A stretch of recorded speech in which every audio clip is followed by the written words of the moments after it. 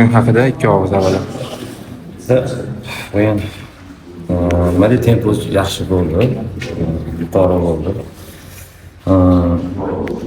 Yaxshi o'yin bo'ldi deganda to'g'risi o'tkazganimiz ozgina alam qildi, chunki oldinda borib ikki gol hisob qo'ydik. Menimcha muxlislar bor o'yin bo'ldi, bo'ylayman yaxshi tempo bo'ldi.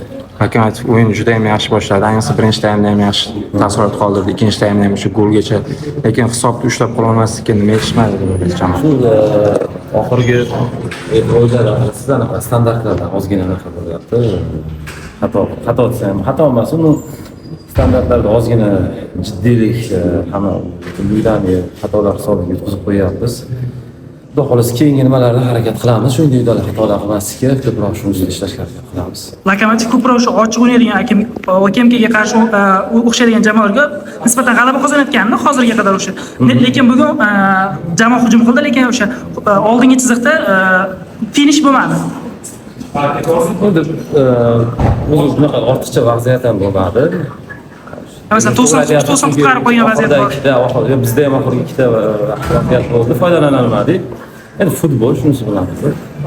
Xudo xolasa keyingi o'yinlarda harakat qilamiz. Rahmat. Sobirjonga gol urdik. Sobirjonga qarshi bu ham quvonchli, ham qayg'uli bo'ldi. Endi ikkalasini o'rtasi bilan qayg'uli quvonchli. Chunki endi hozirgi kunda Lokomotiv bilan biz agentga ham katta yordam berdi. Agentga ancha qadrli komanda. Samarjon Xosiyevich rahbariyat hammalariga minnatdorchilik bildiraman. Keyingi o'yinlarga omad agentga. Sizlarga intervyu uchun Kanavaroga qo'ng'iroq qildingiz, telefoningizga javob beradimi deb o'ylaysiz? Mana shu birinchi savolga javob bersangiz. Xudo xolasa javob berishini kutib qolaman. Gapiring. Bugungi g'alaba haqida to'xtalamiz. O'yin haqida umuman. Bugungi g'alabaga keladigan bo'lsak, to'g'risi gol o'tkazganimizdan keyin ichimda sezib turdim, to'shda bugun yutamiz, gol uramiz deb. Xudoga shukr, hamma jonini berib o'ynab, bir-birimizni yaxshi tushunib, gollar urib, g'alabani remontada qildik. Kanavaroga kelganlar qachon bo'ldi? Kanavaroga kelganini bilmadim, ko'rmadim-ku, lekin eshitdim. O'tgan mavsumda yaxshi ko'rgandiki, ko'proq hujumga o'tdi. Adashmasam 5 tani gol bilan yakunlaganmiz. 5 ta 6 ta. Bu mavsumda ham ko'rdiki, bugungi o'yinda ham hattoki o'sha ko'proq oldinga o'tdingiz. Masalan, 2 golda ham qatnashdingiz. Bu murabbiy ko'rsatmasimi yoki o'yindagi o'sha mag'lubiyatdan kelib chiqib yondashuv bo'ldi? Yo'q, bu murabbiyni ko'rsatmasi emas. Moment bo'lib qoldi. Men to'shda oldiroqda bo'lib qoldim. O'shaning uchun oldiga chiqib ketdim. Ikkinchi golda.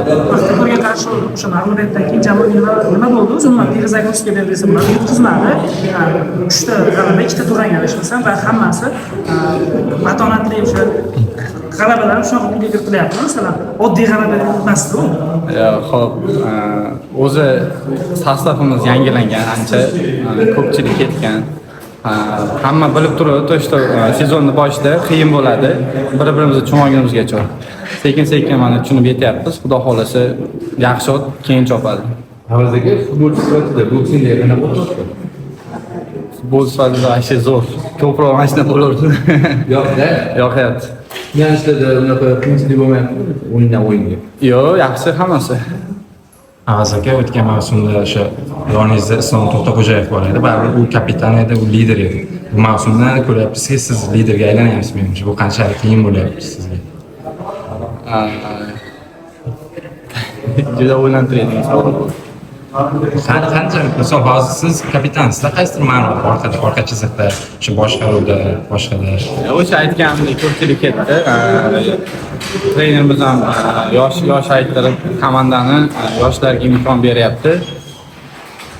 Boshqa sostav, boshqa komanda yasayapti desam ham bo'ladi yoshlardan. Islom To'xtaxo'jayevga aylana oladimi deb o'ylaysiz? To'g'ri yo'lda ketsa, Xudo xolasa aylanadi. Undan ham zo'r bo'lishi mumkin. Intervyu uchun rahmat. Omad. Sog' bo'ling. Birinchi gol o'tkazdik. Shundan keyin bo'lmush harakat qilib yaxshi o'yinga chiqib oldik.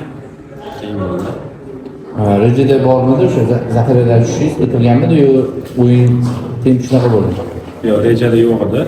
Menimcha sariq kartochkasi bo'lgani uchun, Karimov sariq kartochkasi bo'lgani uchun risk qilishmadi. Shuning uchun Jamila bo'ldi. O'zingizga o'yiningizdan qoniqdingizmi? Shu jamoaga qanchalik yordam bera olasiz? Endi oxirgi o'yinni ko'rdik. Santerda xudoga shukr. Bugungi g'alabada o'sha Olmaliqda o'tkazilgani qanchalik yordam berdi? Chunki o'sha Olmaliq qaysidir ma'noda o'sha comebacklar makoni deymiz. Jahongir aka aytib turgan. Endi muxlislar qo'llab-quvvatlab turgani uchun biz ham orqada o'tirmadik. Ronaldo o'tkazayotgan bo'lsa ham gol urishga harakat qildik. O'sha zaxiradan tushayotganingizda Mirjo Qosimov qulog'ingizga nimalardir aytdi? Nima degandi o'sha va o'shani qanaqadir galchka bera oldingizmi o'sha gaplarga? Umumiy bunaqa ko'rsatmalar bo'lmadi. Faqat shu standartlarda kim bilan o'ynashmayapti, atak bunaqa qanaqadir ko'rsatmalar shaxsiy bermadilar. Boksingda qanaqa o'tyapti? Futbolchi o'zingiz uchun. Boksingda yaxshi, xudoga shukr. Rotatsiya bo'lgani uchun hamma boshga vaqt berilyapti, shuning uchun qiyin bo'lmayapti. Rahmat. Savol beraymi o'zimga? Bering. Yaxshi bo'ldi, xudoga shukr. Qiyin bo'ldi boshlashimiz, lekin hamma bolalar bilan gaplashib turibman. O'yin hamma yutishimizga o'yin bo'lib turdi. 1-0 da ham hech kim buzib qo'yamiz yo boshqa narsa bo'ladi deb o'ylamadim.